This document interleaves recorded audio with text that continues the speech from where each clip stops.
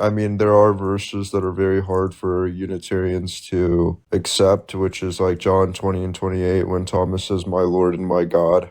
See, there's a declaration when you realize like a miracle's taken place and they make a declaration here. Like the only reason that would be consistent is if there was any inclination, not just from Luke, but outside of a miraculous event where any of the disciples had proclaimed Christ to be their Lord and God. Lord is fine. Like Lord can be applied to kings, can be applied to people who are, lords of their manors, lords of their houses. But to say my God of Christ, this is only unique of Luke in a situation where a miraculous event takes place that he can't fathom, right? So this is something that he was openly denying. He's like, no, there's no way that our dead friend is back to life and he's walking amongst us. You guys are crazy. Everyone is saying this is crazy. I'm not going to believe this until I see him in front of me and I get to feel his wounds. Then I will not believe, right? And then lo and behold, Christ comes very calm, introduces himself to Luke, tells him to place his hands on the wounds. And so it's more of a declaration of surprise. Like if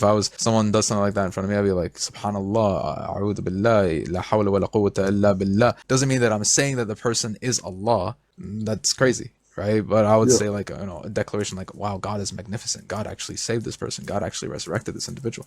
So Yeah, that's that's the that's how I see it. common refutation that Unitarians would give. So, I don't know how you're saying. Unitarians would get around John 1:18. That one is difficult for Unitarians Well, because a lot of the manuscripts say only begotten son. the earliest manuscripts actually say only begotten God. Yeah, that's true. But if you compare the manuscripts that say only begotten God to the ones that say only begotten son, it's crazy, bro. It's like It a is. handful of manuscripts versus compared to thousands It that are is. But saying. I wouldn't take it away. Do you know why is that he's not the only one that's given the title of godhood, right? You find that it doesn't need to be like when you talk about Satan also being the god of this world and all of that. Like Satan would be considered in a sense a unique god from the Father.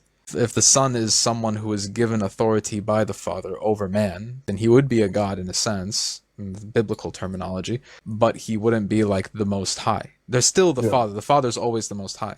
But does Christ have some semblance of divinity? Being given title of Logos and all of these things pull to that. So right. even with the Logos, like there's still some kind of divinity for Christ. Like none of this is within Islam. We don't agree with the biblical position. We hold a very straightforward, very clear position. Christ is a creation of God, a man who was sent by God, the Messiah himself. But he's not on the same level with God at all, nor Yeah, is any other prophet. And Christ will be held accountable on the day of judgment, and he will testify against people, and he will testify for, and all of these things. And yeah, he's going to be made subject to God.